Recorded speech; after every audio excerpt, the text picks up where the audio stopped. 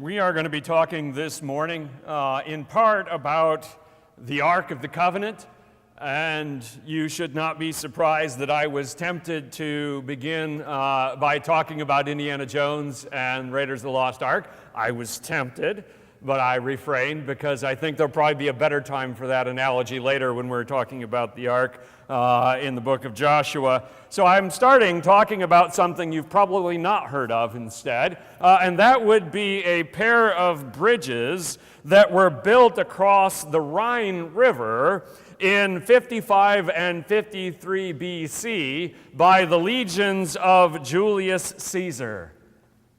These were wooden bridges. They went out on the river, which is anywhere from 500 to 1,300 feet wide, depending on where the exact spot they crossed was, and can be 20 or 30 feet deep. They went out on the river, and they pounded pilings into the riverbed and built this bridge. It only took them 10 days to build it.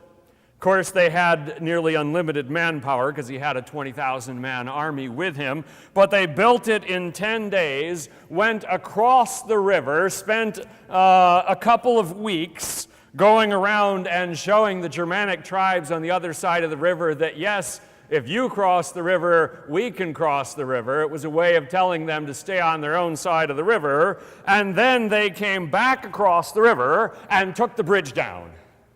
They built the bridge across the river just to go across for a couple of weeks, and then they took it down. They came back 2 years later and did the exact same thing.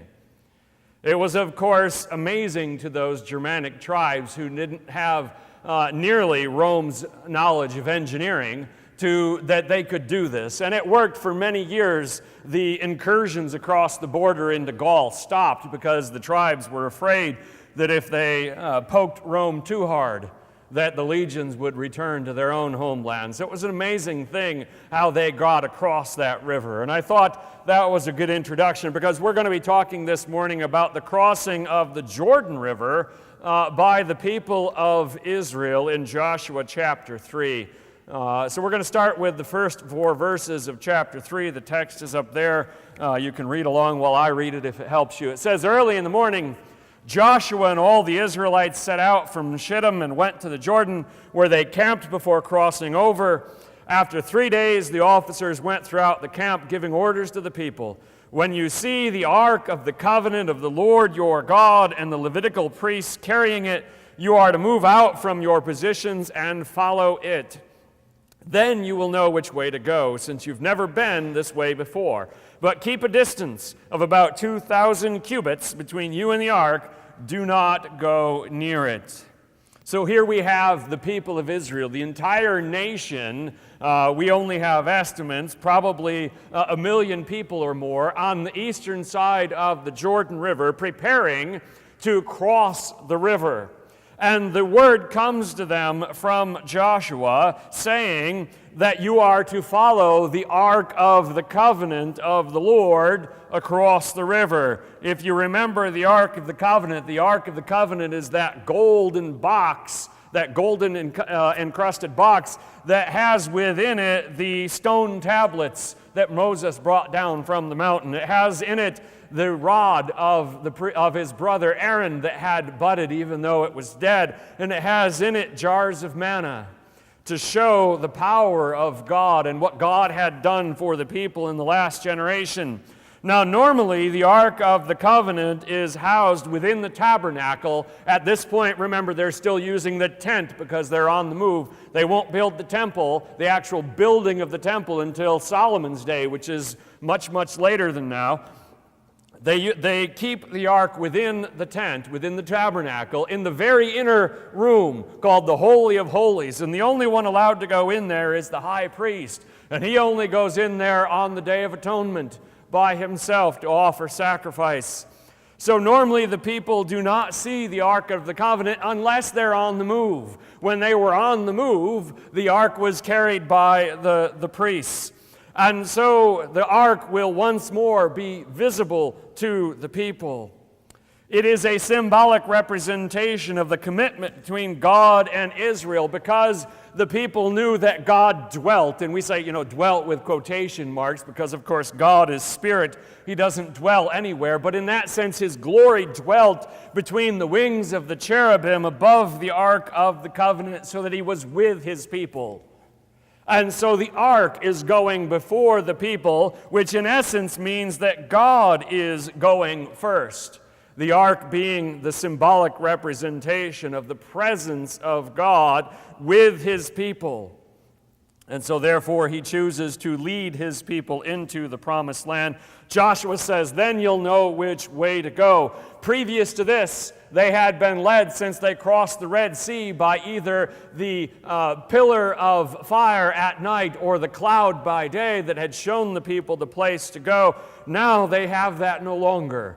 Now the ark will be what shows them the way to go. Of course, they've never been across the river. They've never been to the promised land. Their ancestors began in this land. Abraham, Isaac, and Jacob, they lived in this land. But it's been 450 years, more or less, since they've been in this land. They don't know anything about it. They'll follow the ark. Notice that Joshua tells them you need to keep a distance, however.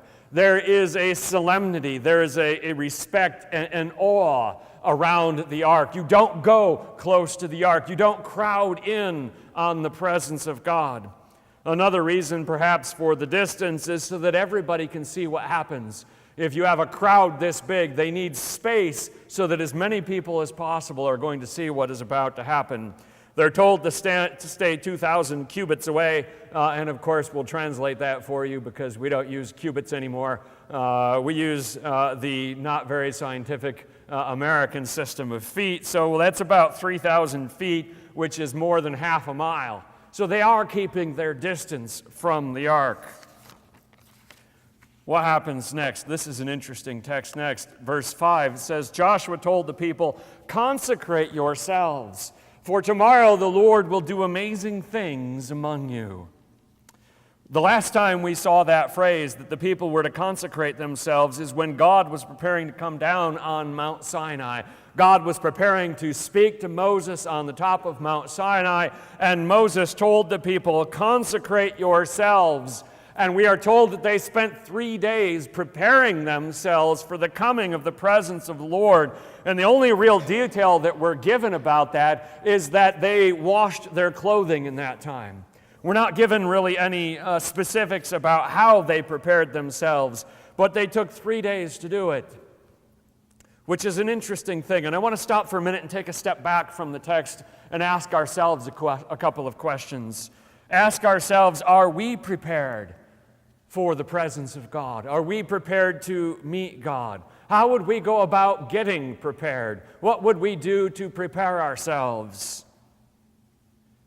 Consider, how do you prepare to come to church on Sunday morning? What do you do in your mind? What do you do in your heart to prepare yourself to come among the people of God, to praise the name of God, to pray, to hear from the Word of God? What do you do to prepare? And I don't mean you get up, you get dressed, you take a shower, you eat breakfast. I mean, what do you do spiritually to prepare? It's an interesting question. And on other related times, how do we prepare for the Advent, for Christmas? How do we prepare for Easter? We have a little bit more structure in that. When we count down, we have the candles, we count down the weeks till Christmas. We do a variety of things there. During the run-up to Easter, we have Lent, and we have some services and whatnot. We've got Maundy Thursday and Good Friday. We've got stuff that prepares us for that. But how do we do that on a weekly basis? Are we prepared when we come into the house of the Lord, into the presence of God? That's an important question, and one I want you to consider moving forward if you're not already doing so. Because they were told that when the Lord came, He would do amazing things among them. Now, that's not the first time. Certainly, God did amazing things in the days of Moses. That going all the way back to Abraham, God had done amazing things, had done miracles amongst the people, had done things for which there was no explanation other than the hand of God had done it. And now God is about to display his power again. Of course, you know that a display of power by God is to him no challenge. It's not an effort for God to do a miracle. It's not hard or difficult. The question, of course, is, are his people prepared for God to do amazing things? How will they respond to God doing amazing things? And so this verse we see Joshua telling the people to prepare themselves for what God is about to do. A good reminder for us. Verse 6, Joshua said to the priests, "Take up the ark of the covenant and pass on ahead of the people." So they took it up and went ahead of them.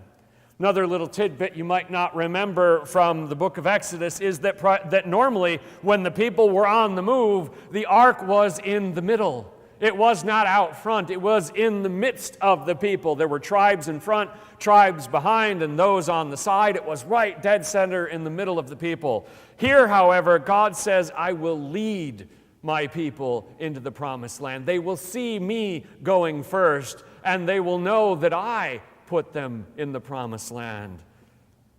And the Lord said to Joshua, "Today I will begin to exalt you in the eyes of all Israel, so that you may know that I am with you as I was with Moses." If you remember our text from Joshua chapter 1, God said to Joshua, "I will show the people that I am with you as I was with Moses." And here God says, "It's only been a couple of days since I told you that, but now I'm going to bring that promise to fruition. You didn't have to wait very long on it." If you think about that, no leader that follows after Moses is going to be able to say, "Look at all the things that God did through me and by my hand." Think of all the things that Moses did, from the little things like the water from the rock to the huge things like parting the Red Sea. Nobody else is going to be able to say, "Oh, I did all of those things." But this moment, this day that is about to happen for Joshua will be the beginning of the people seeing God is with Joshua, just like he was with Moses. It won't be quite as spectacular, it won't be quite as many, but it will obviously be the power of God, and that will be enough. Because the people followed Moses. Now, if you remember the book of Exodus, they didn't follow Moses perfectly, and sometimes they whined and grumbled, but they followed Moses, and they're going to need to follow Joshua. Going into the promised land, if they do not follow Joshua, if they do not stay firmly behind the leader that God has chosen, they will be in grave danger. So this is an important step in that direction, and one of the main reasons perhaps that God chose to have the people cross the Jordan in this way was so that they would see Joshua as their new leader after Moses' footsteps. So here comes the interesting thing he tells the priests. "Tell the priests who carry the Ark of the Covenant, when you reach the edge of the Jordan waters, go and stand in the river." Somewhat odd as a request, is it not? I don't recall seeing a parallel to that. A general, someone who is trying to get across the river, tells part of his people, "Go stand in the middle of the river." You're thinking to yourself, what is that going to accomplish? What will a number of priests standing in the middle of the river do other than getting them wet? Right? It's not going to slow the river down. The river is not going to be bothered by a couple of people. And so it's an odd request. And so these priests may not understand what's about to happen. It will become apparent in a minute. But if it was just the priest standing in the middle of the river, it would mean nothing. These are, of course, the priests that are carrying the Ark of the Covenant. And that makes all the difference. We'll see in a moment what happens when they do so. 9-11. Joshua said to the Israelites, "Come here and listen to the words of the Lord your God. This is how you will know that the living God is among you, and that he will certainly drive out before you the Canaanites, the Hittites, the Hivites, the Perizzites, the Girgashites, the Amorites, and the Jebusites. See, the ark of the covenant of the Lord of all the earth will go into the Jordan ahead of you." I like how Joshua begins this when he talks to the people. He says, "Come here and listen to the words of the Lord your God." As the representative of God, the people need to listen to Joshua. This will be an ongoing problem from the moment they enter the promised land until the destruction of the temple. The people failing to listen to the representative of God. Whether it is the judges or the prophets, the people will not heed the words of the Lord sufficiently. Right now they're listening, but later on they will not, and it's a definite danger that they don't listen. Notice that he says, "You will know that the living God is among you." That's a powerful phrase, isn't it? To know that the living God is among you. Not that God is alive and out there and cares about you, but more than that, God is among you. There's all sorts of assurance that you can draw from that. And that is obviously an act of grace from God, demonstrating to his people that he is with them. God saying, "I will bolster you, I will encourage you, I will strengthen you by being among you." He doesn't need to be among them, right? God doesn't actually need to physically be there in order to do the miracle he's about to do. God can do that from anywhere. But he says, "I will be here so that you are encouraged, so that you will know that these 7 nations, these 7 groups of people are going to be driven out." These 7 groups, and we'll talk more about them later, have had generations and generations of wickedness that has filled the wrath of God to overflowing. And so now that time is about to come. They are steeped in violence. They are steeped in injustice. There isn't a redemption for them. Joshua says, "The ark of the covenant of the Lord of all the earth will go into the Jordan ahead of you." Not a local deity, not the Lord of the seas, not the Lord of the harvest, but the Lord of all of the earth. The true God, the one true living God is going before you. That's another issue the people are going to have in the promised land, is that they won't remain true in their promises to God. They will dabble with other gods. They will try to bring other gods in to bolster their position. Unfortunately, that will lead to disastrous results. They should have remembered the words of Joshua. Verse 12, "Now then choose 12 men from the tribes of Israel, 1 from each tribe." This verse kind of stands out because it's not connected and we don't know why he chooses them. Next week we'll find out why. Chapter 4, the 12 men that are chosen, 1 from each tribe, will be instrumental to what happens. So hold on to that thought. Joshua knows he's going to need them, but he's not telling us why yet. And we'll see that after they get to the other side of the Jordan. Verse 13.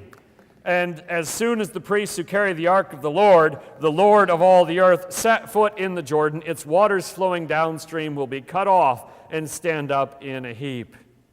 Joshua tells them, watch for it. As soon as they put their foot in the water, it will happen. There's not going to be a time delay. It's not going to happen tomorrow. It's not going to happen in a few hours. It's going to happen right away, so that no one says, "Well, that was just a crazy coincidence."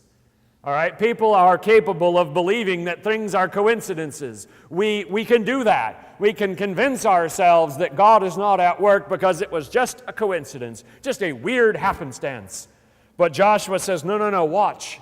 Because as soon as they set their foot, it will happen. Then you will know exactly who was responsible. Verse 14, "So when the people broke camp to cross the Jordan, the priests carrying the Ark of the Covenant went ahead of them." Not too much to say about that other than it's just nice to see the people doing what God says. No deviations, no grumbling. God said, do this, they did that. It's worth stopping and saying, yay, good job. You followed orders, you followed directions. It's nice to see. Verse 15, "Now the Jordan is at flood stage all during harvest. Yet as soon as the priests who carried the ark reached the Jordan and their feet touched the water's edge, the water from upstream stopped flowing. It piled up in a heap a great distance away at a town called Adam in the vicinity of Zarethan, while the water flowing down to the Sea of Arabah, that is the Dead Sea, was completely cut off." Now, if you've seen pictures of the Jordan River, you realize that we would probably call it a creek or a stream. It's not a river. It's certainly smaller than the ones a good stone throw away from here. It's not that big. Of course, they get a lot less rainfall over there. That has a lot to do with it. It's fed from springs coming from the north and from meltwater from the mountains in the north. And that's what's going on when the people of Israel cross the Jordan River. It is at flood stage because that winter snow is melting way in the north and flowing down towards the Dead Sea. It may not be a big river, but it would still be noticeable if it all of a sudden stopped flowing. They could have gotten across the Jordan River another way. You realize that, right? This is not the Rhine. This is not 1,000 feet across. It's not that big a deal. They could have made a pontoon bridge. They could have figured it out. It wouldn't have been that hard. God chose to do it this way, obviously, for the reason of demonstrating his power. As soon as the priests touched the edge, and I think they appreciated the fact that God didn't make them wade out all the way to the middle, right, trying to hold the ark up as the current was pushing against them, maybe up to here or so, and then the water stopped flowing. But as soon as the first priest, the guy at the front of the line, as soon as his toes touched the water, it stopped flowing. Doesn't really matter how that happened. About a dozen miles upstream is where the water piled up, as it said. It means it probably flowed over the banks and was spilling out all over the place up there. We know that after earthquakes, the Jordan River has been cut off a couple times in history. It's been noted where it basically stops flowing because of a landslide fills in the water for sometimes a day or more. But that's not what happens here. Don't know how God did it, doesn't really matter. If there was an invisible hand stopping the water, that's fine. If God used a natural phenomenon, that's fine. It doesn't really matter. But the people were obviously seeing that this was God at work because it happened at that precise moment. Hard to be a coincidence when ahead of the time you said it's going to happen now, and it happens now. Right? And that's exactly what happened. The people saw that as soon as the priest touched the water, it stopped flowing and it dried right up. What must have been a sight. Not as spectacular as the crossing of the Red Sea, right? When they go between the sides of the water, and we've got those dramatic paintings, right? And Charlton Heston and all of that in the movies. This is not as famous in the paintings, in the movies, in the cartoons and all the stuff, right? Because it's just the Jordan River. The timing of it reminded the people, this is still the God that parted the Red Sea. This is still the God that did all of the things that you've seen before, and he's still with you. So the people crossed over opposite Jericho. The priests who carried the Ark of the Covenant of the Lord stopped in the middle of the Jordan and stood on dry ground, while all Israel passed by until the whole nation had completed the crossing on dry ground. Until the entire nation crossed over, the priests were standing in the middle of the river. So there they are with the ark on their shoulders, carrying it on poles for hours. It might have taken an entire day, maybe even longer, if 1 million people are going to cross. We don't know how wide they cross, but it would take a long time for all the men, women, children, animals, their tents, their possessions, all of that stuff to get across the river. Meanwhile, the priests are standing there, waiting for the people to cross on dry ground. Like the Red Sea 40 years before, God demonstrates his power and his trustworthiness to the people in a spectacular way.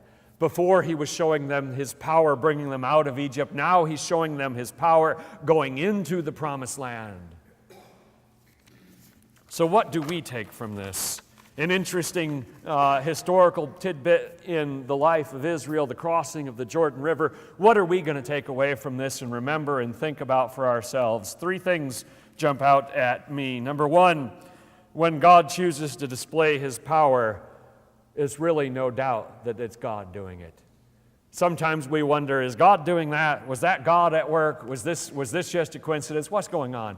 When God is working, when the people of God are being led by the hand of God, it's really not that hard to see. There are examples from history. During the Great Awakening, things happened in the United States of America that nobody could account for. Tens of thousands of people committing their lives to the Lord after sermons. It was incredible. When those kinds of things are happening, everybody can see it. Secondly, The presence of the living God, the ruler of all the earth, among his people. That's a treasure beyond price. That's something that the Israelites understood was completely amazing, that their God was living amongst them. After Pentecost, we can say the exact same thing. God still dwells amongst his people. Not above an ark in a tent where none of us can see it, where only the high priest is, but within each of his children. The indwelling of the Holy Spirit is a different kind of gift, but it's still the presence of God amongst his people. It's an amazing thing, something we should always remain thankful for. And thirdly, crossing the Jordan River was an act of faith, a beginning in their future with God. We too are on a journey with God, and we too will see amazing things. We may not have a river to cross. We may not see something that we think is a miracle, but God is leading us, not just this group of people here, but this entire community of Christians, this entire nation of Christians, this world of Christians. God is leading us into the future, and I have no doubt that he has amazing things in store for us.